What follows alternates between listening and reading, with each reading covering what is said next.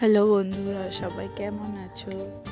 তো আজকে আমি তোমাদের সাথে একটা ভিডিও শেয়ার করছি।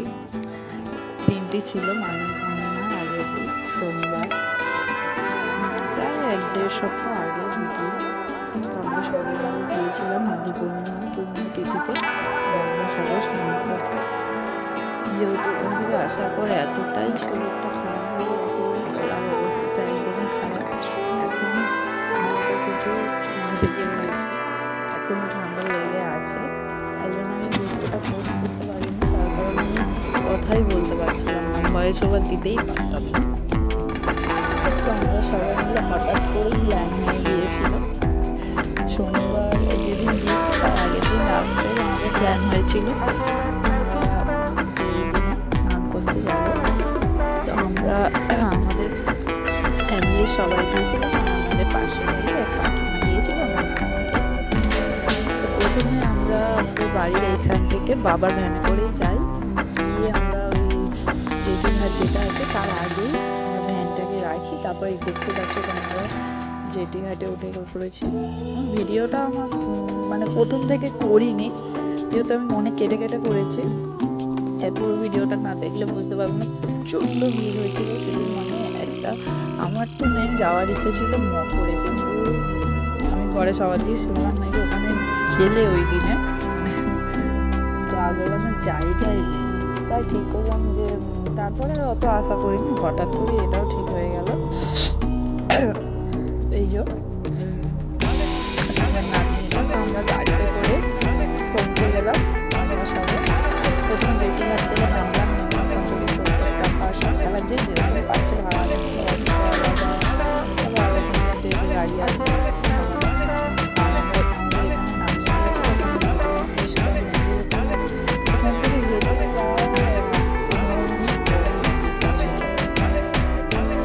যেহেতু আমাদের বেরোতে বেরোতে 10টা বেজে গিয়েছিল, হয়ে গেছিল পৌঁছাতে। আর পৌঁছে আমরা তো একটাও কোনো ঘর কিছুই পাচ্ছিলাম যে থাকবো বা কিছু। কেননা ওখানে থাকতে গেলে অনেকদিন আগে থেকে বুকিং করতে হয়। আর যেহেতু অনেক দূর দূর থেকে যাত্রীরা স্নান করতে আসে, যেহেতু এই রাস্তা এরকম করা আছে, তারপরে মানে সরকারি যে তাঁবুগুলো খাটানো হচ্ছে, আমরা তো অনেক খোঁজাখুঁজি করেছি। আমাদের ওখানে মন্দিরের স্পটে পৌঁছাতে 3:30 বেজে গিয়েছিল, কিন্তু তাও আমরা একটাও কোনো ঘর খুঁজে পাচ্ছিলাম না। আর যে ঘরগুলো পাচ্ছিলাম এতই হাই রেট, আমাদের বাজেটে ওটা পোষাচ্ছিল না। তাই জন্য আমরাও সবার মতো ওখানে সবাই মানে হচ্ছে গিয়ে যে যেখানে পাচ্ছে হচ্ছে থাকছে। আমরাও একটা তো রাতের ব্যাপার বলে আমরাও সবার মধ্যে থেকে গিয়েছিলাম। শুধু আমাদের একটাই ভুল হয়েছিল, আমরা কোনো গায়ে দেওয়ার কিছু চাদর বাদর নিইনি। এই যে আমরা এখানে হেঁটে হেঁটে যাচ্ছি, খুব মজা হচ্ছিল। আর প্রসাদের কথা তো না বললেই নয়, যেখানে সেখানে যাস মানে খিচুড়ি কোথাও, পায়েস কোথাও, কোথাও ভাত, কোথাও নিরামিষ তরকারি, যেখানে সেখানে প্রসাদ, চা জল বল। রাস্তায় যেতে যেতে অনেক দিক ছিল, আমরা এখান দিয়ে বসার পান কিনে আর এই খাবারটা ঘরে থেকে বানিয়ে নিয়ে গেছিলাম। আমরা খাচ্ছিলাম, তখন প্রায় বাজে 4টে বেজে গিয়েছে। মানে ঘর খুঁজতে খুঁজতে খাওয়াই হয়নি সারাদিন। খাচ্ছি সবাই মিলে এখন একটা জায়গায় বসে, তারপর আমরা আবার যাবো। যেতে যেতে এখানে দেখো এই যে সন্ন্যাসীগুলো আছে, আমি তো কাছে যেতে খুব ভয় পাচ্ছিলাম, যদি ফোন ফোন কেড়ে নেয়। দূর থেকে ওই জন্য ভিডিও করছিলাম, আমার নিজেরই খুব ভয় লাগছিল যেতে। আর গঙ্গাসাগরে আমার এই প্রথমবার বলতে গেলে বাবা একবার এর আগে নাকি গিয়েছিল, আর কাকিমাটাও গিয়েছিল, কিন্তু আমি, মা, ভাই, বাবু আমরা এই প্রথমে গিয়েছি। খুবই ভালো জায়গাটা, মানে যেখানে একবার যাওয়া হয়নি সেখানে যাওয়ার একটা আলাদাই একটা আনন্দ থাকে। কী হবে, কী দেখবো না দেখবো, এরকম একটা ব্যাপার। আমি সেরকমভাবে তো ভিডিও করতে পারি না, তাই যদি কোনো ভুল ত্রুটি থাকে তোমরা একটুখানি মানিয়ে নিও। দেখো এখানে এই সন্ন্যাসীগুলো বসে আছে, মানে যে যাচ্ছে তার মাথায় আছে একটা ময়ূরের পালকের ঝাল মতো থেকে এবার টাকা নিচ্ছে তার থেকে। আমরা দেখছিলাম মেলা, পুরো মেলার মতো বসেছে, আর প্রচুর লোক হয়েছিল, প্রচুর লোক। তো ভিডিওগুলো একটু ফাস্ট করে দিচ্ছি, নাহলে অনেক বড় লং ভিডিও হয়ে যাবে। প্রচুর সুন্দর মন্দিরটা।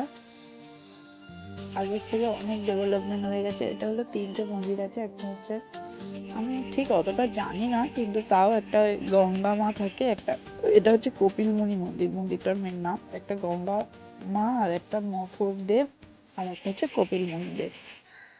এখানে অনেক ফটো তোলার প্লেস ছিল, জায়গা। আর এখানে মেলা, চারিদিকে মেলা, চারিদিকে মানে আর এত লোক। আমি তাই ভাবছি যে তাহলে যখন মকরে স্নান হয়েছিল তখন কেমন লোক হয়েছিল, যদি মাঝি পূর্ণিমার ইতিতে এত। তারপর এখানে দাঁড়িয়ে একটুখানি ফটোশ্যুট করছিলাম। আর ফাইনালি আমরা সাগরের দেখা পেয়েছি। এখানে প্রচুর আরও মানে মকর এগুলো উঠে গেছে, মানে সব ঘর ছিল, এগুলো সব ঘর ছিল, মকরে উঠে গিয়ে মকরেই ছিল। আর এটা আমরা সন্ধ্যেবেলা এসেছিলাম নদীর ঢেউ দেখতে। যখন আমরা বিকালে এসেছিলাম তখন জল অনেক দূরে ছিল, আর এই টাইমে জল, এই যে রেলিং ঘেরা আছে এর উপরে জল উঠে এসছে, এত জল আর এত বড় বড় ঢেউ। এখানে পুরো মানে সব পাড়গুলো বাঁধিয়ে দিয়েছে, নাহলে ভেঙে ভেঙে ভেঙে ভেঙে সব নিয়ে চলে যাচ্ছে, এত ঢেউ এত ঢেউ। আর অনেকক্ষণ দেখছিলাম যখন দুজন মহিলা স্নান করছিল, খুব মজা হচ্ছিল। তারপরে যেহেতু পূর্ণিমাটা পেয়েছে ভোর 4টে, সরি 5:45 থেকে, আমাদের সারা রাত হচ্ছে গিয়ে মেলা ঘুরতে ঘুরতেই কেটে গেছে। এত পা ব্যথা করছিল, তাও মনে হয়নি যে একটু রেস্ট নিই। এত সুন্দর, আর সারাক্ষণ হরি নাম হরি কীর্তন, এই জন্য এখানেই ছিলাম।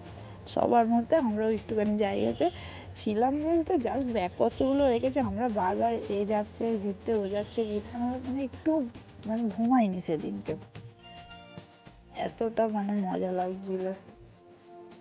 আর এখন আমরা এই ভোরবেলা 5টার দিকে যাচ্ছি। মানে ওখানে যেহেতু যে জায়গায় ঢেউগুলো দেখালাম ওই সব জায়গায় তো নেমে আর স্নান করা যাবে না, ওগুলো বিপজ্জনক। তাই জন্য স্নান করার জন্য অনেক গেট ফেট ভাগ করা আছে। আমাদেরকে বলেছিল তোমরা 1 নম্বর বা 2 নম্বর গেটে চলে যাও। এবার ওখান থেকে হেঁটে হেঁটে অনেকটা যেতে হয়, 10 মিনিটের কাছাকাছি। এখান থেকে যারা স্নান করবে তারা এখান থেকে, আর ওইদিকে হচ্ছে যাদের ঘাট কাজ বা আর অন্যান্য মানে এইসব কাজ ক্রিয়াকর্ম যেগুলো ওই দিকে হয়। আর এখানে যারা পুণ্যার্থীরা তারা শুধু স্নান করবে। যাচ্ছিলাম ভোরবেলা, প্রথম তো এত ঠান্ডা লাগছিল, তারপরে যখন নেমেছি প্রায় আমি 1 ঘন্টার উপরে মানে স্নান করেছি। আমার গলা পুরো একদম খ্যাসখ্যাস হয়ে গেছিলো ঠান্ডায়। তারপর আমরা এখান থেকে একটা ডালা কিনে নিয়েছিলাম, লাইন দিয়ে সবাই মিলে পুজো দিয়ে তাড়াতাড়ি আবার ওখানে 11টার মধ্যে একটু কেনাকাটা করেছি, জিনিসপত্র কেনাকাটা করে তারপর আবার আমরা বেরিয়ে পড়েছিলাম। তোমরা যদি চাও আমি তোমাদের সাথে শেয়ার করবো কী কী কেনাকাটা করেছি।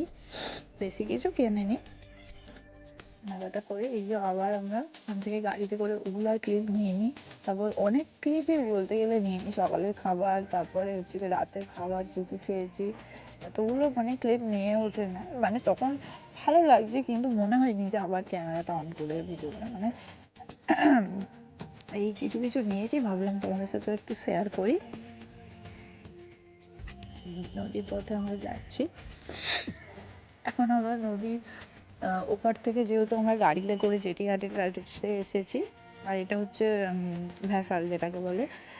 মানে এই ভ্যাসালে একটা ভ্যাসালে মিনিমাম 100 থেকে 150 জন তো ধরে যাবে, এত বড় এত বড়।